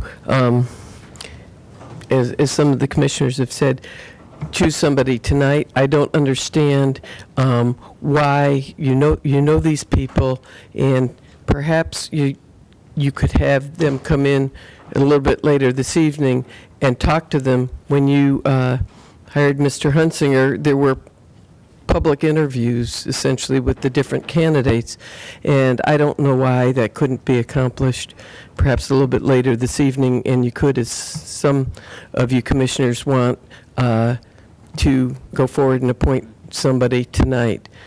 So it would be my suggestion that you vote this down and that you entertain another motion to do that tonight. Thank you. Thank you. Next speaker, please. Seeing, okay.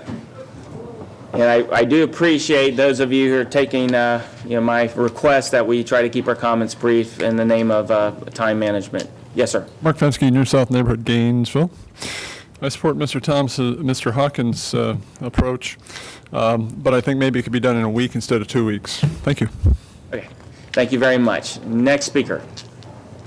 Seeing none, we will turn back to the commission for a vote. I don't think we need the motion restated. All in favor of the motion signify by saying aye. Aye. Opposed? Motion carries. I think that concludes this item. Commissioner Poe, did you hit your light? Okay. I would, I know this, I'd like to make a quick motion to refer something to the committee. I'd like to refer the issue of skateboarding facilities to the Parks, Rec, and Public Works Committee. Second. Skateboard facilities to Parks and Rec. Okay. All right, any discussion of this? Seeing none, all in favor signify by saying aye. Aye. Aye. Opposed? Okay. The motion passes. Commissioner Botcher? Are we at commission comment? Well, we actually are at direct right of first offer, which I would recommend we continue to the evening. Let's knock it out. Yeah, we Which can I do would that. recommend We we got 10 continue to the evening. I assume, Mr. Hunzinger, you would agree with that, unless you think something we can do in 10 minutes? I don't think so. Okay. Commissioner, are you concluded? Well, because I had something that I wanted to kind of make a referral to, so. Okay. And I'd rather do it now yeah. than later tonight. so. I think we recognize you. You have the Okay, floor. thank you. In some weeks past, the issue of murals on the side of buildings has been brought up and has gotten some press. And in trying to research why we have a sign code that prohibits those kind of signs on the sides of buildings, I came to learn that it's an artifact of a very old ordinance way back that even precedes Mr. Hilliard's time with the city. So what that tells me is that very often, and this isn't the first time that we've encountered it since I've been on the commission, is that very often ordinances are passed 20 years ago, 30 years ago, 40 years ago, or whatever, that at the time they made sense and that they had support of the commission and the community, and times change, and sometimes we have to take another look at certain ordinances, and I think this perhaps is one of them. So what I would like to do is I would like to have the plan board explore this particular ordinance, and I didn't anticipate doing it, so I left my notes in my office. but maybe Mr. Blackburn can help me if I flounder too much out here, but to refer to the plan board to look at that particular, the murals section of the sign ordinance, to explore liberalizing it, if you will, because my experience in traveling around to different cities, you see that kind of thing on the sides of buildings all the time, and very often it's less a sign and it's more artwork. But it does, serve to advertise a business or that kind of thing. So I guess I'm making a motion to refer the mural to, Plan board. yes, to the plan board. Second. Motion and a second. Any other discussion on the motion? Seeing none, all in favor signify by saying aye. Aye. Opposed? Motion carries. Commissioner Chase. So many we can knock out. So, okay, I've had one that I wanted to bring up for a couple meetings that have been late, so, and I've had to look into the process, so we changed an ordinance a few months ago, and it was the pods ordinance. I've talked to one of the groups that was, had the seasonal delivery within the neighborhoods, and what I learned after getting more information was that, they had actually proactively gone to city staff and just talked about what do we need to do to kind of just make sure this is okay, and they said, well, we're already doing the pods ordinance, so why don't we kind of work you into that? And I don't think they ever probably thought that it wouldn't get passed. It didn't get passed on last reading, but I think that they have a legitimate discussion to have that they weren't able to have, so I make a motion that we initiate a petition to the city plan board to address the inclusion of seasonal delivery in neighborhoods with carts as part of our pods ordinance. We have a motion. We have a second. Second. Motion and second.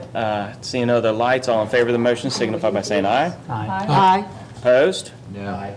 Okay, motion carries 5-2. Commissioners Hawkins and Poe in dissent. Commissioner Wells, you actually had an item. Do you want to try and take it up now, or do you want to defer it to the evening? Defer it to the evening. You do it Yep. in 7 minutes? Okay. I think that concludes. We are continuing the GREC item until the evening. I see no other issues. I want to offer one food for thought, because Commissioner Wells brought up the idea of starting our meetings earlier. I've heard this multiple times. The food for thought piece is, folks, that under our council manager form, it's designed for a reason, and not only is it to allow those of us elected maximum participation, but also to allow the public maximum participation. And most people still work conventional hours between 9 and 5. Not everyone, but that's the maximum part. In other governments that are council manager, they resolve this problem of lengthy meetings by actually increasing the frequency of weekly meetings. They move them instead of every other week, it's every week, and then they all start at 5, not at 9. So if we were to be consistent with how council manager governments operate around the state and around the country, what we would do is have the regular, basically we chop this meeting in half, and we would have one meeting this week, and then next Thursday we would meet again, and both the times it would be at 5 o'clock, not at 1 o'clock, not at 9 o'clock. Of course, we can always deviate from the norm, but that is consistent with how most council managers operate. And that's not something I support. But I just want to bring that out there as food for thought. Sees the lights. Commissioner Chase, you're concluded, right? I just had a quick, just in looking, I would ask you all to consider as we come back in at whatever time you say, that we do have these 2 evening items, campaign finance reports, voluntary annexation. I can assure you, I have no comments on either. And if there's city staff here that's going to have to wait potentially, we could do those first, I believe, and then we can go on to the correct, and then I guess Commissioner Wells, you would be at the end, if you're comfortable. And so, do I need to make a motion to that? No, the rules of the meeting is that Greg goes after. Okay. In fact, So anyway. good, so I just promise, I'll be Sergeant Schultz for once. Commissioner Poe. I wanted to respond to your comments, because you and I have talked about this a little bit, both before you were sworn in and after. Commissioner Wells and I talked about this, about meetings in a one-on-one we had. And so something I want to throw out, because I haven't had the chance to talk to anybody else besides you two on this topic. One thing that, and I think this would need to be a special workshop or a special meeting that we discussed sort of how we budget our time. But I find a lot of value in how the county does every other week they have their, what they call informal meetings, sit-down meetings, where they have an agenda, they have items, but the whole commission attends. It's not, it's a committee, but it's a committee of the whole. And then just get rid of our committee system, and then when we needed a committee to vet a complex issue, we could create an ad hoc committee for that purpose, and they could meet until they had a recommendation for the city commission. I think that would be a benefit to us, because I think we would be able to discuss in a collaborative effort issues of potential controversy. And I think it also would be a much more valuable use of staff time, because there's so much staff that gets devoted to those committee meetings, and a lot of those staff probably don't ultimately need to be there.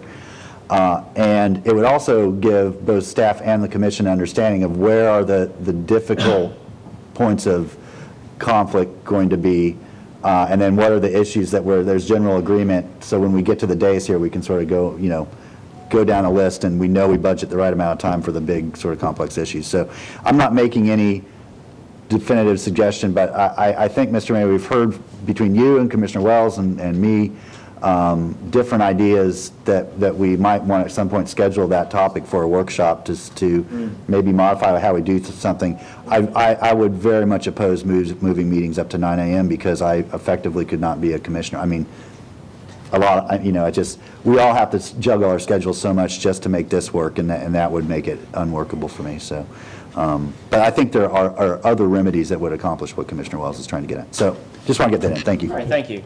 And for the public, so what's happening is we have a couple of items left on the afternoon agenda. We're going to continue those to the evening. How we proceed is we have a few proclamations we need to cover, and when we're going to come back, say Pledge Allegiance, do the proclamations. We'll take public comment, then we'll take up the items, and that's how we'll proceed. And public comment only on things that are Not on the agenda. That is And correct. If, Mr. Mayor, if you would honor us by maximizing keeping that on topic, just Yep, because I we're will. going to have every opportunity to talk about the Yep. topic. I appreciate that. And we are in recess till 6 o'clock.